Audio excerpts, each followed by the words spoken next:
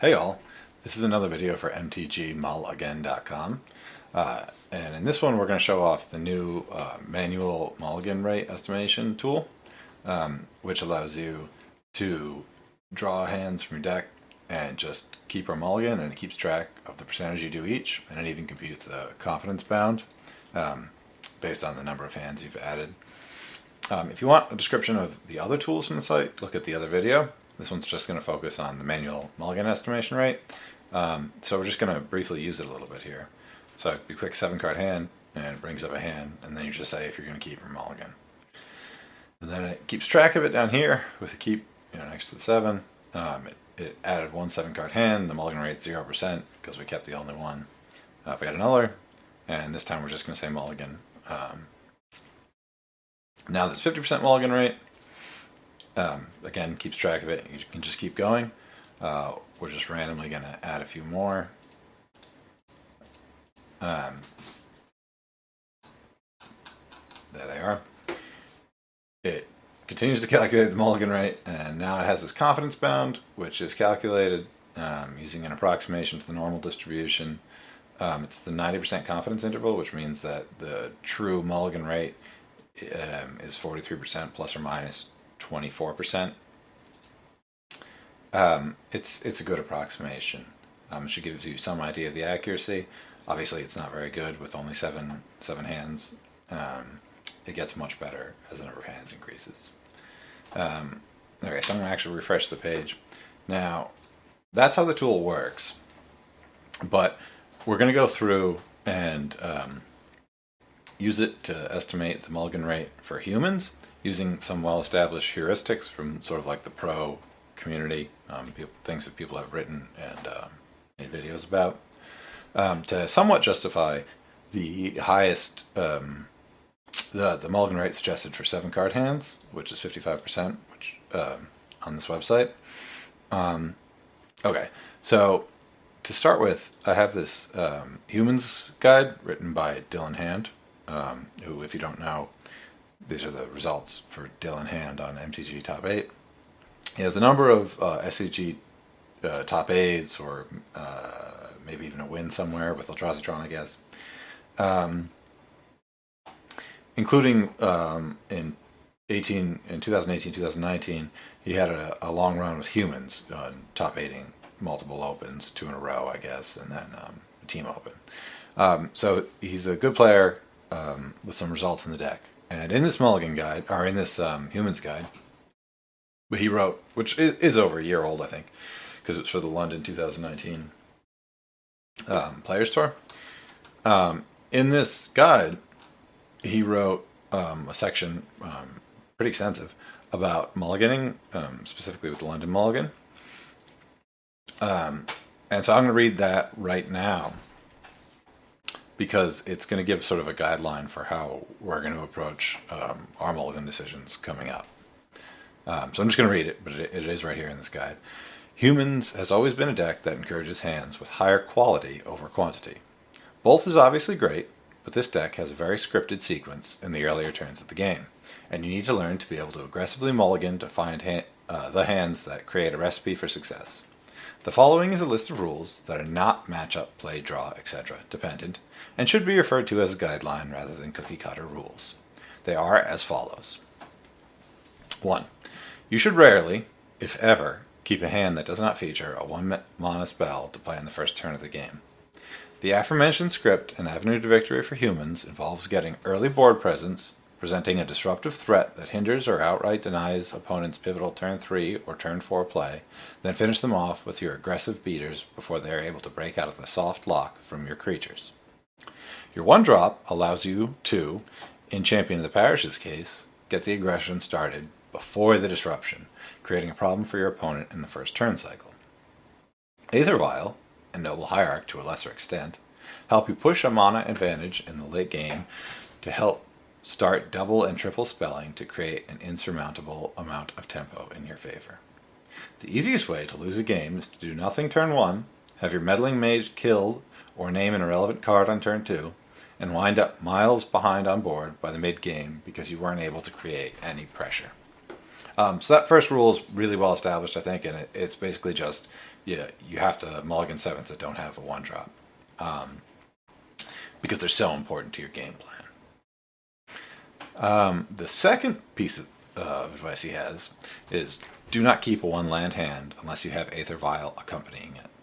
One land hands with Aether Vial can lead to some of this deck's best hands, but the one landers with Noble Hierarch or Champion of the Parish usually end up being a trap, since they will typically bite the dust, leaving you in a draw-go position with nothing to do in most cases. That was actually a little bit surprising to me. I know you keep Aether Vial one-landers and that they're very good. I thought there's some chance you keep Noble Hierarch one-landers, but he's saying not to. I imagine there's some caveat to this where, like, if you have multiple turn one play, like you have a Noble Hierarch and another Noble Hierarch and a Champion or something, and you can break a couple times and still be developing your board, maybe that's okay. But we are going to try to attempt to do that. And then the third piece he says is about being aware of the matchup, and since we're doing this mulligan as though we are in the dark on the play in game one, we're not gonna worry about that. He goes on to say these are 3 rules that I've followed for well over a year now, and even though my time playing with the London Mulligan is limited, I can only imagine that these rules are much more important now, since it is easier to find the hands you're looking for with this new rule. And I agree with that. You know, the London Mulligan just made mulliganing less punishing because it's like strictly better than the old Paris Mulligan rules. So, however much you were mulliganing before, it's very likely you're going to mulligan even more now because the opportunity cost, I guess, is lower. Okay, so that's some of his guidance. To that, I would probably add. So those are his words. I'm going to add, just generically, there's the advice sort of not keeping hands that have more than 4 mana sources, to include Noble Hierarch and Aether Vial, as they just don't have enough action to present a lethal clock. But we're going to use some discretion in going through this, and so now we're going to get started. Okay, this one's easy. No one drop. It's an easy mulligan. This has a 1 drop, but it's 1 lander, no Aether Vial. It's mulligan.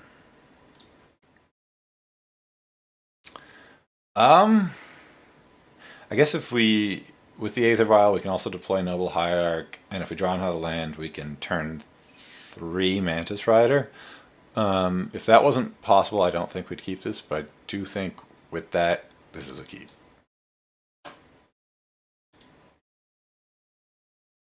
No land smaller. This is a keep.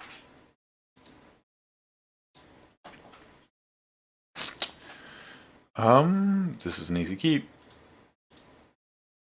This doesn't have 1 drop, it's mulligan. No 1 drop, it's mulligan. Oh boy. Too many mana sources, it's mulligan. Okay. This is the type of Aether Vial hand he's talking about that I think you can keep. I know you can keep, yeah, this is good. This is light on action. But because of Vial, I think these canopy lands that can draw cards, I think this is actually a keep because you can go turn 1 Vial, and then you'll draw something on turn 2. If it's a 2-drop, maybe you'll just play it, but otherwise you're gonna cycle Horizon Canopy and deploy Champion through Vial, and then on the next turn you might even cycle again depending on what you draw. So I think you can't rely on the cycling lands in general to open the game cracking them, unless you have an Aether Vial, in which case you're sort of developing the board and cycling those lands. So I'm going to keep this. That could be a mistake. Yeah, this can't actually cast Kitesail Freebooter, but you can cast 3 of the spells. This is a keep. 1 land Vial, and has another 1 drop. Yeah, this is a keep, and again, like he had said in the article, this might end up being one of your better hands if you just draw another land.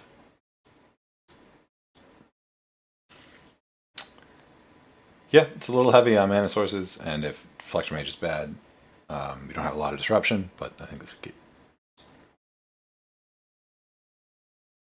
It's an easy keep.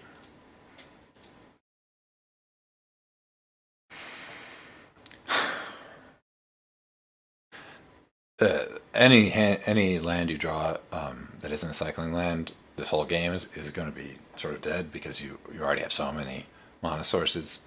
But I do think this is a keep.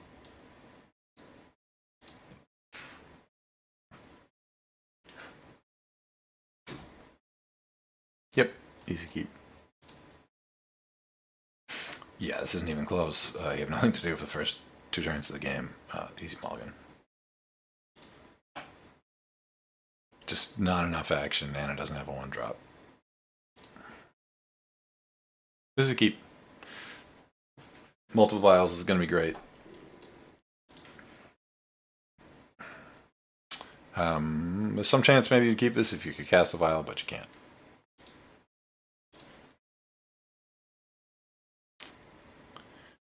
Oh boy.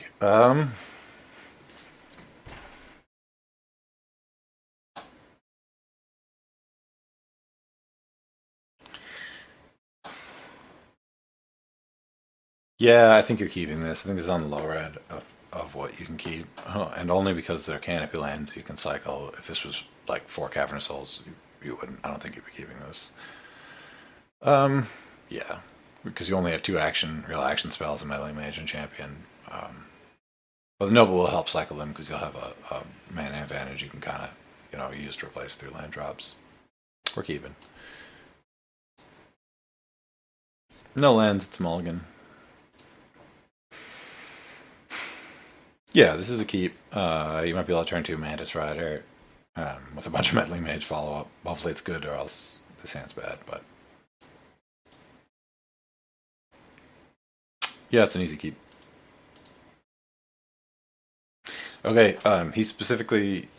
This is the type of hand I may have been inclined to keep previously, but in that guide, he specifically said that you weren't really to keep these. Maybe if it had like another Noble or another Champion, you have some redundancy in plays you can make, but we're going to mulligan. Same story as last hand, actually. No lands. Yeah, this is great. Hopefully Reflector Mage is good, but even if it's not, I mean, Kite Sail kind of is the other side. Reflector Mage is good against creatures, Kite Sail is good against like combo decks. We're keeping. Not even close. Yeah, you should keep.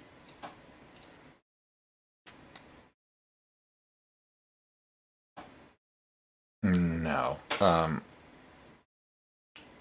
In an interview, I even heard him say that he sometimes considers keeping Thalia hands without a 1-drop on the play. I don't think Thalia is as good as she was in the past, because not like a lot of cantrip heavy decks. She's sort of bad against Eldrazi Tron. And so, while there's some chance that it is a keep because of how good it is, and the fact that you have Thalia, but I think we're mulliganing. Yeah, this is no 1-drop. Yeah, sounds great. Hand's very good.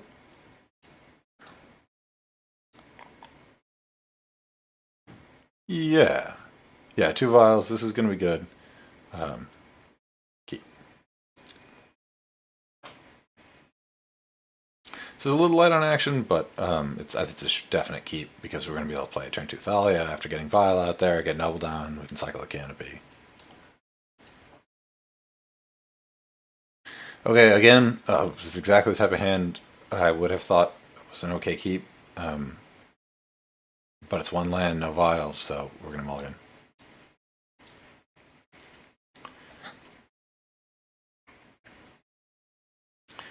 This is a little light on action, and we don't have a cycling land.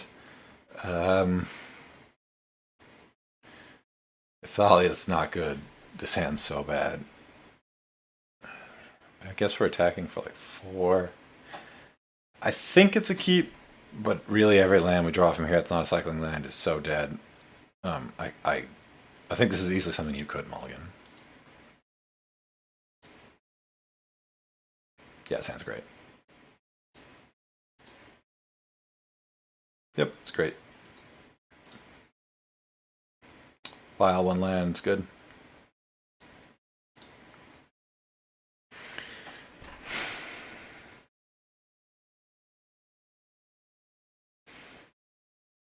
It's sort of a lot of mana sources. I think it's good enough. If this silent clearing was another cavern, same thing where if you can't cycle it, it's sort of flooded. But we're going to get probably play a turn 2 Mantis Rider, attack for 4, with a Kite Sail to disrupt. So we're going to probably keep this. Yep, 1 land, no vial, it's a mulligan.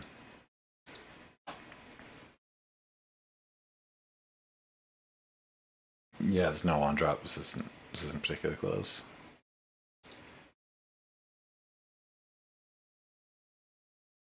Same thing, no 1-drop. Oof. Again, no 1-drop and double Thalia. Oof. Same thing.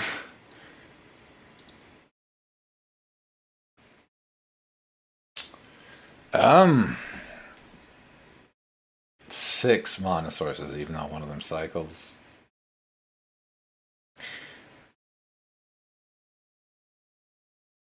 Noble.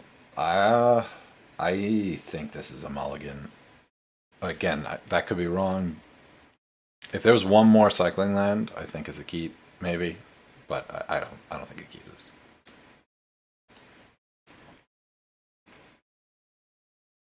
Yeah, sounds very good. Okay, so I'm probably going to do 100 today. We're sort of halfway there. I'd say actually, yeah. The current mulligan rate we're estimating is 46%, with a confidence bound of plus or minus 10%. Which is to say that, assuming I'm not making mistakes in implementing these heuristics that are sort of well established, is to say that the optimal mulligan rate is 46 plus or minus 10%. Yeah, this is what we have so far. Let's keep going.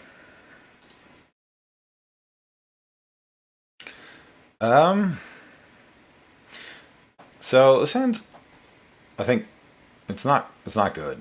Maybe it's almost good enough. The problem is we don't even have a land to cycle the Horizon Canopy because neither of the Ziggurats can cycle it, and so we have 5 mana sources, and we need to draw another land to get rid of one of them, or like a Noble would be ideal, but it's unlikely. I don't think you can keep this because Phantasmal Image has nothing to do. If Reflector Mage is bad, I mean, if you're playing facing Tron, this hand just does nothing. Yeah, this hand's great.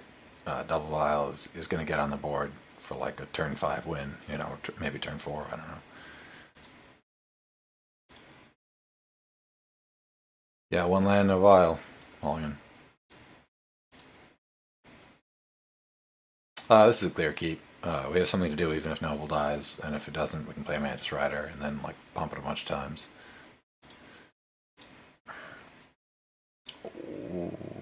See, this is 1 land, no vial. We do have 2 Noble Hierarchs. I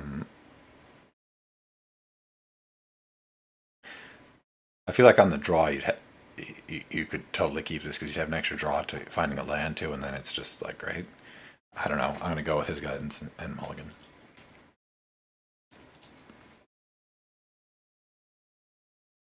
Yeah, that sounds great. If we draw a land, it's great. If we draw more spells, that's fine too. This is a good Thalia hand on the play. Maybe there's some consideration for that, but I'd say mulligan. Yeah, it's an easy mulligan. 6 mana sources.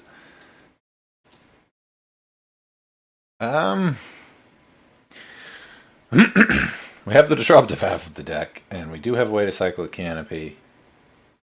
Uh, yeah, we can cast like anything we draw. Take no damage from the lands. We can cast Phantasm. Yeah, I think this is a keep, but it's probably close. No one drop. Again, no one drop.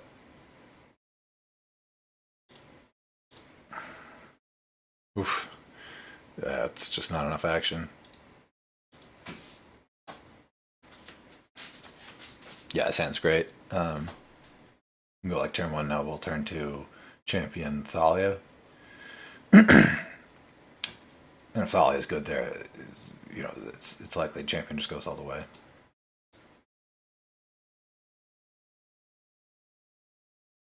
This is probably just barely good enough. Again, because we have a canopy to cycle.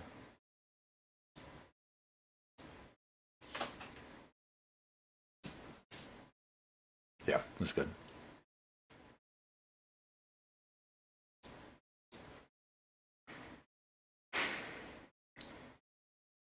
Yeah, hand's great.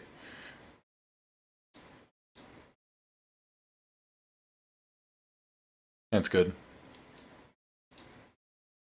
No lands. Yeah, hand's very good. No lands.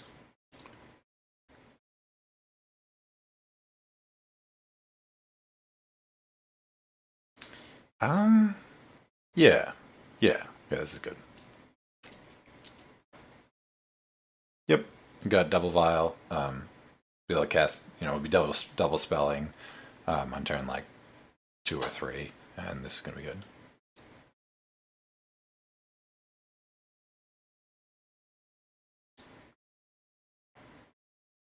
One land vial, can cast it. Let's keep. Yeah, this hand's good. It does the clock and then cuts off freebooters as disruption, popping them, to get across the finish line. Okay, one land, no vial. Double champion is a bit of a draw because, if you break on a land, you have something to do, but I don't think it's good enough. No one drop. Yeah, sounds great. No land. Um, this.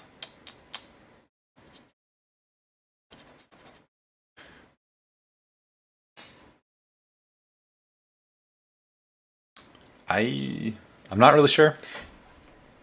You can cycle canopy. I think it just doesn't have enough gas. I mean, if Reflection Mage dies, we have like nothing to attack with. Uh, it's possible to keep, but I think I'm mulliganing. Yeah, sounds really good.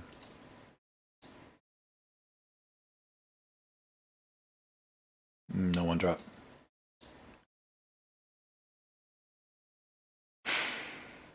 Um,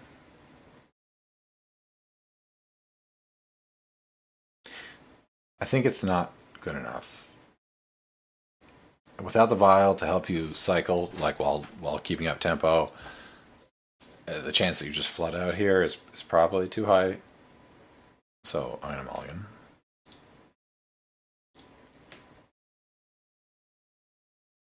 Yeah, that sounds very good.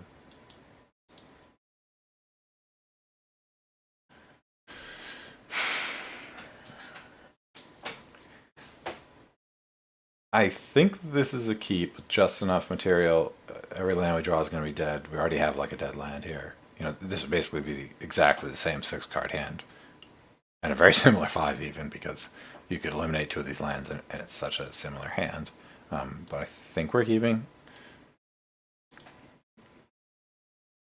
Yeah, it sounds great. Um, yeah, yeah, this is a keep. Easy keep. Maybe of note, I'm I've been told maybe it's wrong, but I think I'd play champion here first, and then attack for like 5. Turn 2, playing noble hierarchs.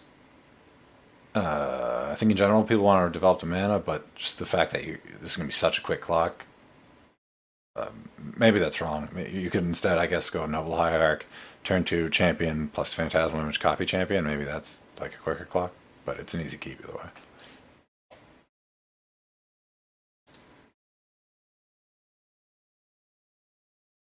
Yeah, no vial. It's an easy mulligan.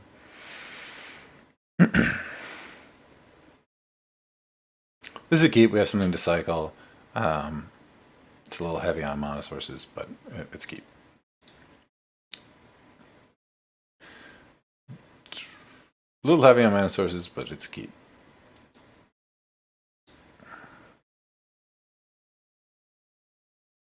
Yep.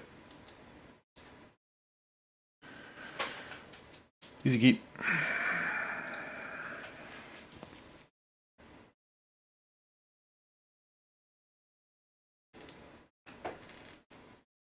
Yeah.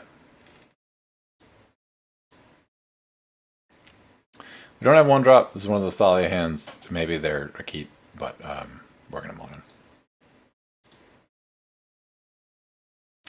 Easy keep with champion. Well, actually, so these are obviously the 2 worst lands in the deck, and there's a lot of things you're not going to be able to cast if you draw them. You know, like Noble Hierarch, Mantis Rider, General Goudreau, and this Kitesail Freebooter. But you have 4 turns of plays that present an aggressive clock, so I think we're keeping.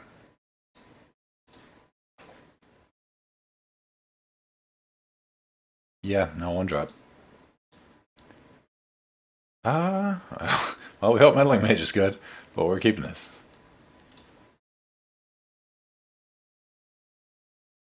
Easy keep. Yep, easy keep. Yeah, yeah.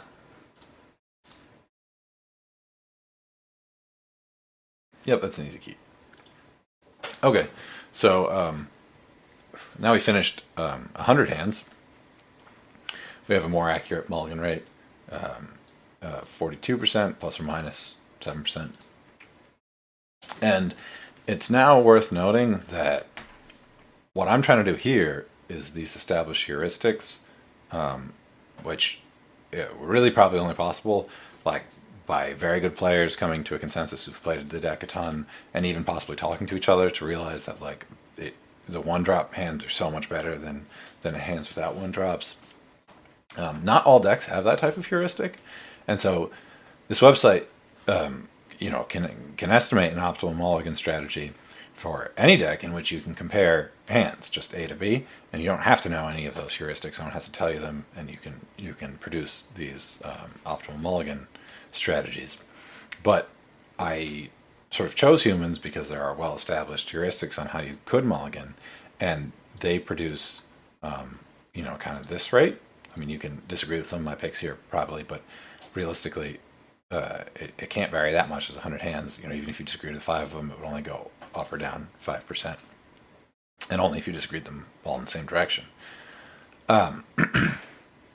So, and again, the pros aren't, while the pros are very good, and they may not have like totally mastered the London mulligan yet, because it's only been around for a short time, especially when this guide was written. It had never really been used before, and he goes on to say how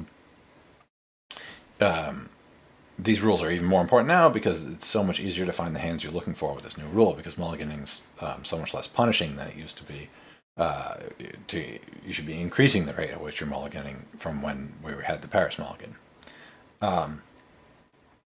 So I think this is we're just trying to use this number to sort of justify that this 55% might be possible. Now, so yeah, that's what I have.